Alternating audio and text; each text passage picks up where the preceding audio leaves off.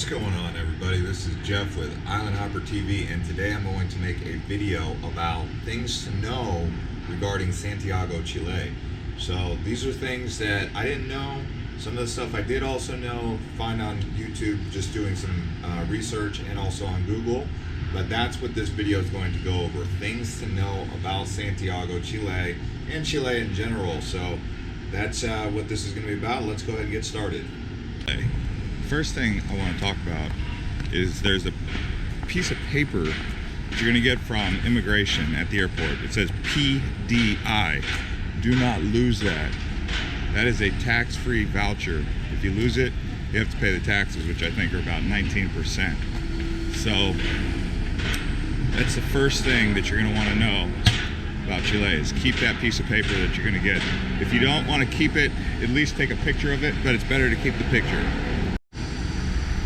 The second thing to know about Chile is there's a wealth gap that's pretty noticeable. Some areas are very poor, just like anywhere else, and then there's some areas that are very wealthy.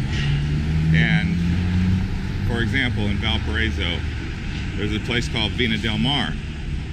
That is the wealthy end of the wealthy, safe, classy end of Valparaiso. In Santiago, Los Condes, that is the safe end. That is where it's classy and high-end and safe. When you go into like the city center, you know, you're going to be seeing crazier things that you don't see in the Los Condes area. So that's the second thing to know, and that's pretty much universal. So there are safe areas and there are areas that are less safe in Chile and in the big cities, Valparaiso and Santiago. And the third thing is the Spanish here, very difficult to understand compared to other places in Latin America. So just knowing Spanish is good, but there's different words here, completely different words for certain things.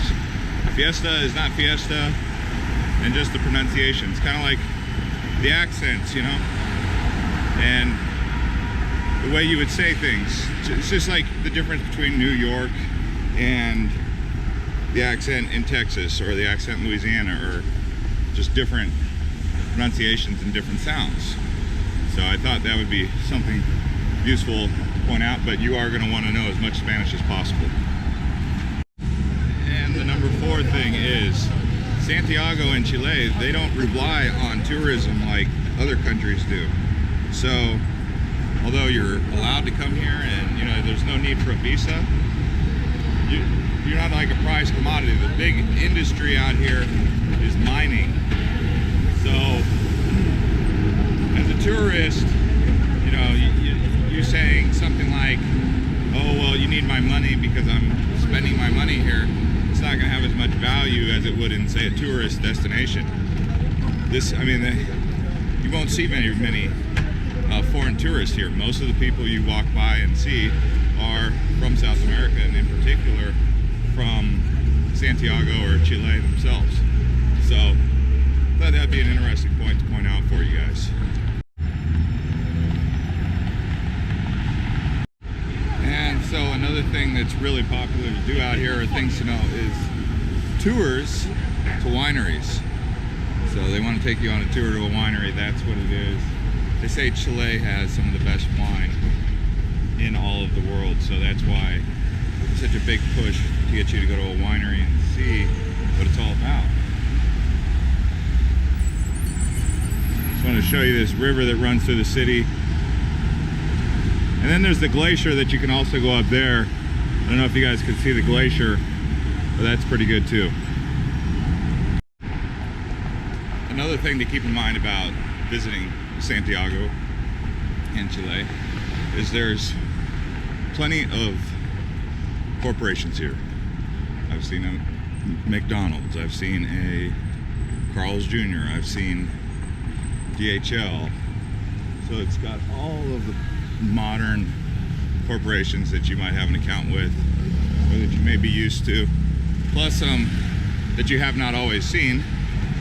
But for the most part, major corporations that you're familiar with. I haven't seen a Walmart, so they have Jumbo instead, but just some of the things to keep in mind. The malls and everything are going to remind you of any North American city. In fact, this kind of looks like San Francisco, if you ask me. You know, with the modern infrastructure and whatnot. And in terms of transportation, they have a subway system here, the most modern subway system in Latin America. It works just as good as anything. They also have buses. You can take buses. And they also have taxis everywhere, and the taxis run on a meter, so that's something that you might want to know. Just tell them meter, or they'll tell you meter. That's just the way it goes. Another thing to keep in mind about hotel accommodations and whatnot is some of these hotels, you can't actually flush the toilet paper down, and the reason for that is because they use, some of them with the older infrastructure, use 1-inch pipes opposed to the larger 4-inch pipes that are used to actually flush hard solids down. So things get clogged. That's why you have to put things into the trash bin instead of down the toilet, which is kind of weird, a little bit uncomfortable, but that's why.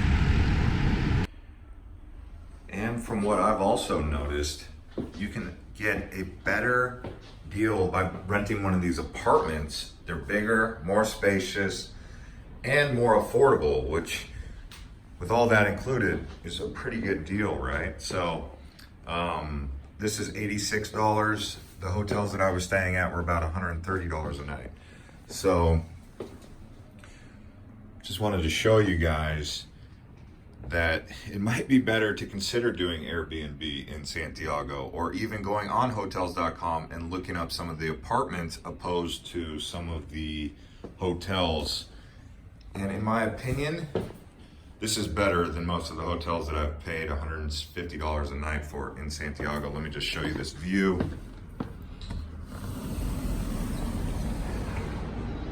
I mean, I got my own balcony. It's a pretty nice place to take in a cup of coffee. I would stay here for a couple nights. I would have enjoyed staying here for a couple nights for sure. Although I'm getting ready to go to Buenos Aires, Argentina, so wanted to show you this. And another thing to keep in mind about tipping. So when you tip, it is customary to do about a 10% tip. So, you know, having these coins on you helps out. There's a lot of zeros in the Chilean peso, so get used to that. But I wanted to point that out because 10% tip, not the 20% tip that you're used to in the United States. And each country has its own different tipping thing, but that's just how it is here in Chile, about 10%. And just some other things, miscellaneous things to know about Chile that may interest you. Easter Island is here, which is, you know, where the Rapa Nui statues are. I found that to be pretty cool, but it's actually 6 hours away it's 5 to 6 hours away by airplane. It takes 5 days to get there by boat, so it's not as easy to get there. You'd probably be better off just going to Polynesia and trying to go there. And here's another thing. I know I mentioned the PDI form, but you don't need a visa to come here, so that's pretty good. And but one thing to keep in mind, the border immigration processing is a little bit more hectic coming in and going out. I waited in line for probably about an hour before I actually got in. So you know, every country is different, but it's pretty notorious if you look up the Chilean border situation. Just getting in and out of Chile can be a little bit hectic, but it's good, no visa, so that's pretty promising and good to know, right? It might not be as cheap as you guys might think. You know, you might assume that the food is going to be cheap and everything is going to be cheap. I found probably the transportation to be the most affordable, but outside of that, the food, the donuts, the coffee, all that was not as affordable as I would have hoped, but it's all good. Overall, I give Santiago an overperformance. it outperformed it exceeded my expectations, so that's really good.